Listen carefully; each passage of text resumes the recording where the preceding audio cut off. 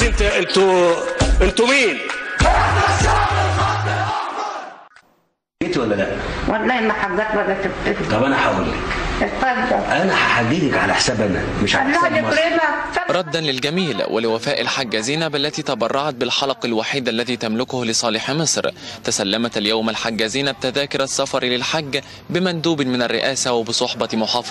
من ضمن سكان القرية المهددين بالطرد الحاجة زينب اللي كانت اتبرعت بحلقها لصندوق تحيا مصر واستضافها الرئيس. بيقولوا عايزين ياخدوا الناس الأغنياء عايزة تاخد الأراضي البيت منهم وتشتريه.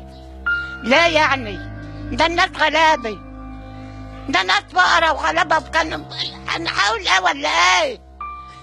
انا بقالي من سنة عايشة ووفاة حضرة الرئيس وانا اكلمه اقول له الارض دي من ايام زمان، من ايام النحاس، بس ازاي الارض تتباع ازاي؟ والبيوت تتباع ازاي؟